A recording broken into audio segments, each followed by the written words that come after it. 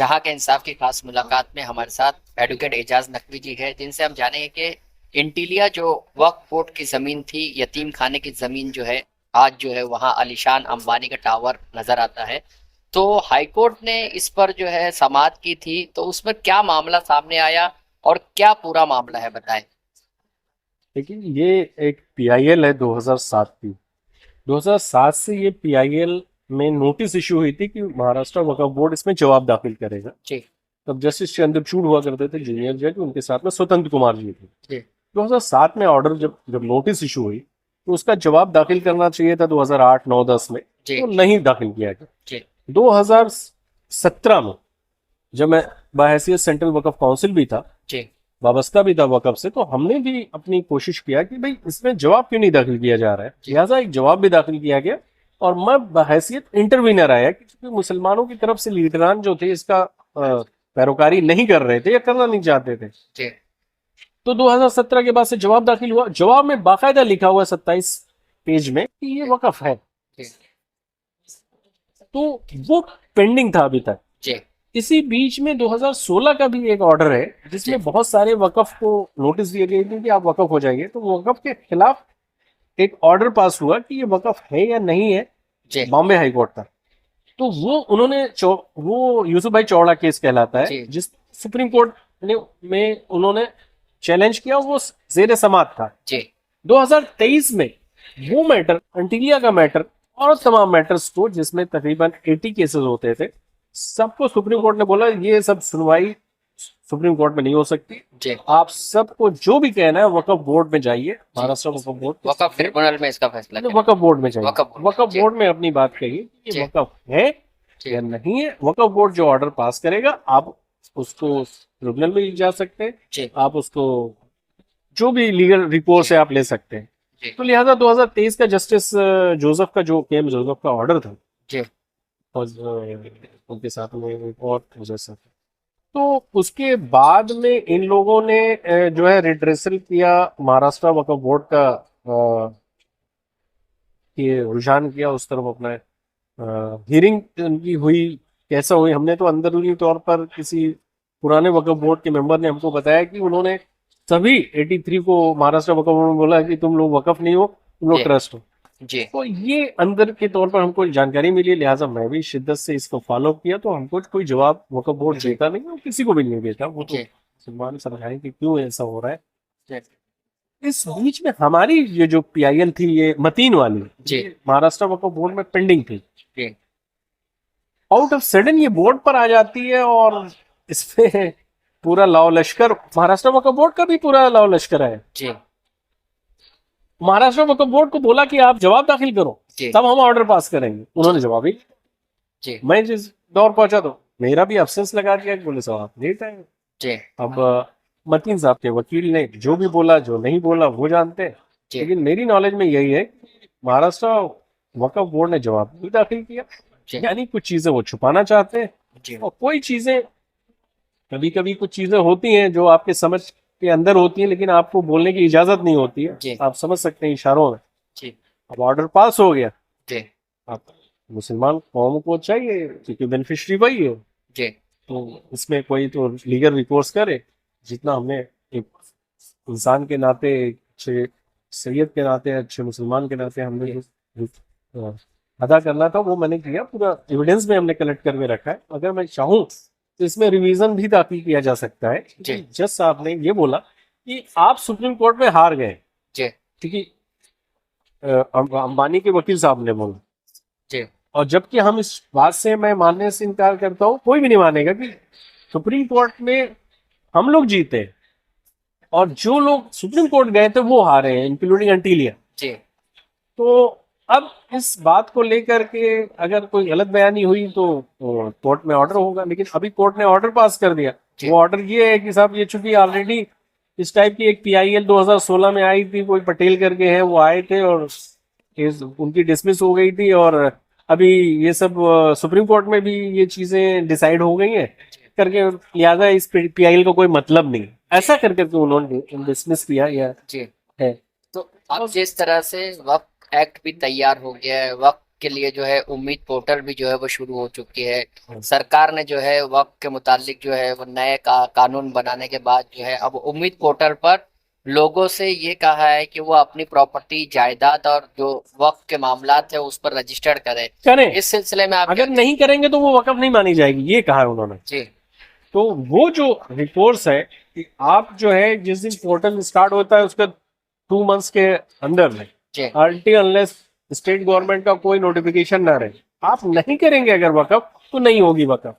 तो सरकार तो अब अपने फायदे के लिए, अपने मुनाफे के लिए कह रही है कि वकफ अगर आपने रजिस्टर्ड किया तो ठीक है, नहीं किया तो फिर वो वकफ माने ही नहीं जाएगा। दूसरी जगह जो है ये कहा जा रहा है, मुस्लिम कम्युनिटी और लीडरान ये अपील कर रहा है कि अभी जो है उम्मीद पोर्टल पर रजिस्टर्ड ना करवाया, उस पर आपका क्या कहना है?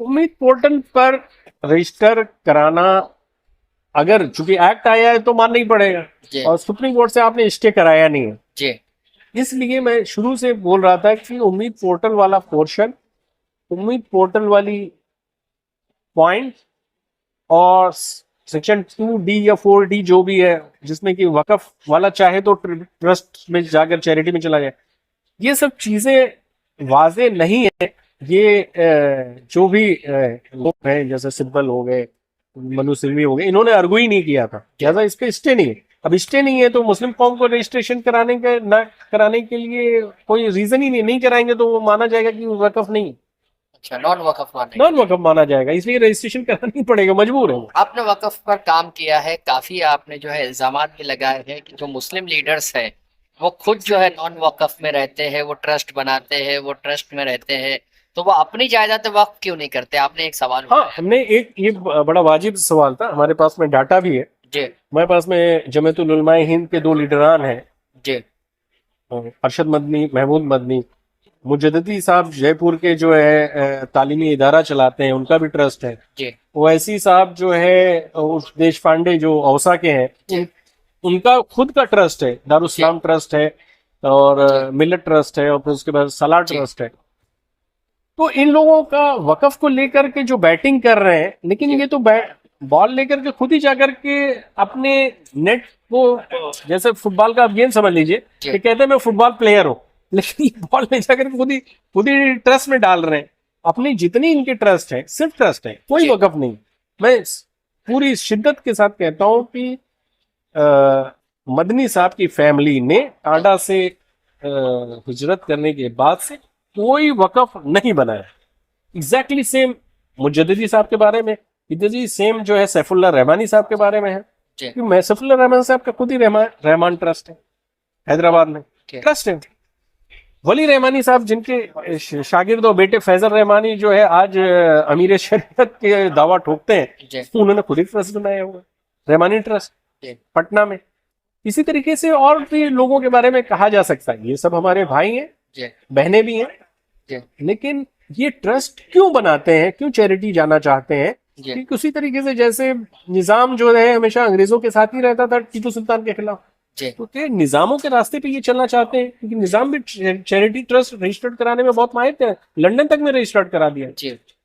तो ये मसला काबिल तजवीज है और इसका जवाब तो आप खुद जो है किसी कानून पर अमल ना करें, वक्त में रजिस्टर्ड ना कराए और दूसरों को ये कहे कि आप जो है वक्त में रजिस्टर कराए, ये कैसे पॉसिबल हो सकता है? इस तरीके से मुसलमानों से अपील की जा रही है कि वो उम्मीद पोर्टल पे जो है रजिस्टर्ड ना कराए, एक मुहिम शुरू कर दी गई है वक्त के मामले में, तो उसको आप क्या किस नजरिए से देखें?